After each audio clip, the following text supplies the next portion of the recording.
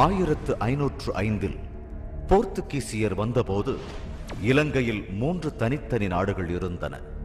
2 சிங்கள நாடுகள், ஒன்று கோட்டையை தலைநகராகவும் மற்றொன்று கண்டியை தலைநகரமாகவும் கொண்டிருந்தன.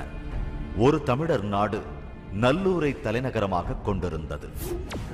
1518 போர்த்துகீசியர்கள் கோட்டை அரசை வஞ்சகமாக கைப்பற்றினர்.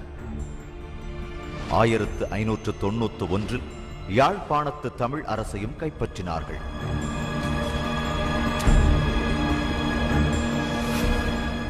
1658 டச்சுக்காரர்கள் போர்த்துகீசியரை வென்று தங்கள் ஆளுமையை நிறுவினர்.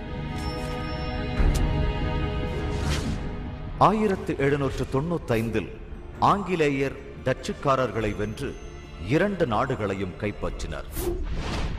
ஜூன் 1799 முதல் ஆங்கிலேய காலனி காரியதரிசி சர் ஹியூ கிளக்ஹான் ஆங்கிலேய அரசுக்கு எழுதிய கடிதத்தில் ஆதி காலம் தொட்டு இருவேறு இனக்குழுக்கள் இந்த தீவினை தங்கள் தாயகமாக பிரித்துக் கொண்டுள்ளனர். இரு குழுக்களும் மதம், மொழி, கலாச்சாரங்களில் முற்றிலும் வேறுபட்டு இருக்கிறார்கள் என்றார். 1815 கண்டி அரசையும் கைப்பற்ற மொத்த இலங்கையும் ஆங்கிலேயர் ஆளுமைக்குள் வந்தது.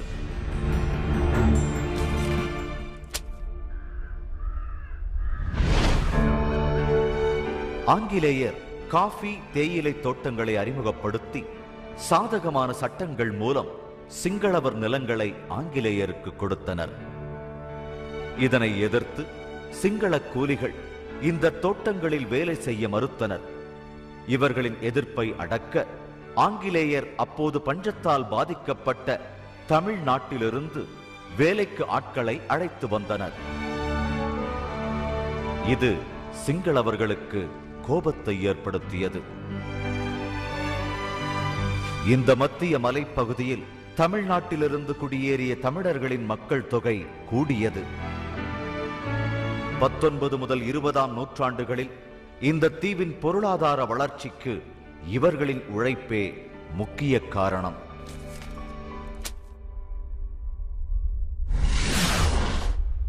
ஆரம்பத்தில் இலங்கையின் 3 நாடுகளும் தனித்தனி நிர்வாகங்களாகவே ஆட்சி செய்யப்பட்டன.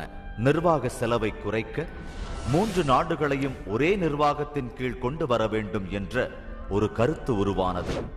செப்டம்பர் 6, 1833 வடமேற்கு மாகாணத்தின் ஆட்சியரான JF டிக்சன் தமிழரோடு நேரடி தொடர்பு கொண்டவர் என்ற வகையில் அன்றைய இலங்கை ஆளுநர் சர் ஜேம்ஸ் ராபர்ட் லாங்டனுக்கு கடிதம் எழுதினார். அதில் அரசு அமைப்பை மாற்றி ஒற்றையாட்சி அரசு அமைப்பது தற்காலத்திற்கும் ஏன் எதிர்காலத்திற்கும் கூட உகந்ததாக இருக்காது என்றார். சர் ஜேம்ஸ் ராபர்ட் லாங்டன் அதற்கு எதிர்மறையாக 3 பகுதிகளையும் ஒன்றாக இணைத்து விட்டார். பல நூறு ஆண்டுகளாக இருவேறு இனங்களாக பிரிந்து கிடந்த நாடுகள் ஒன்றாக்கப்பட்டன.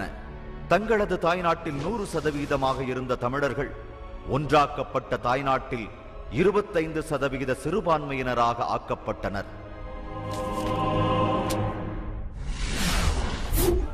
ஆங்கிலேயர் கிறிஸ்தவத்தை பரப்பி வந்தனர். புத்த குருமார்கள் இதனை வெறுத்தனர். இதன் காரணமாக கிறிஸ்தவர்கள் மீதான தாக்குதல் 1863 80களில் நிகழ்ந்தது. கிறிஸ்தவர்களுக்கு தமிழ் பகுதிகளில் ஆங்கில வழி பள்ளிகள் திறப்பதில் சிரமம் ஏற்படவில்லை. தமிழர்கள் ஆங்கிலத்தை எளிதில் கற்றனர். அதனால் ஆங்கிலேய அரசில் வேலை கிடைத்தது. இதுவும் சிங்களவர்களுக்கு கோபத்தை ஏற்படுத்தியது. அநாகரிக தர்மபாலர் என்ற புத்த பிக்கு மக்களிடையே இருந்த கிறிஸ்தவ ஆங்கிலேய எதிர்ப்பு உணர்வினை சிங்கள பௌத்த இனவாத உணர்வாக வளர்க்க பயன்படுத்திக் கொண்டார். 1915 பௌத்த தீவிரவாதத்தினர் கிழக்கு பகுதி தமிழ் முகமதியர்களை தாக்கினர். 3 நாட்கள் நடந்த தாக்குதலில் மசூதிகள் எரிக்கப்பட்டு பெண்கள் கற்பழிக்கப்பட்டு பலர் கொல்லப்பட்டனர். அன்றைய தமிழ் தலைவர்கள் தமிழ் முகமதியர்களுக்கு தங்கள் ஆதரவை தெரிவிக்கவில்லை. அன்று அவர்களுக்கு நடந்தது பின்னாளில் தமக்கும் நடக்கும் என்பதை யூகிக்கவும் இல்லை.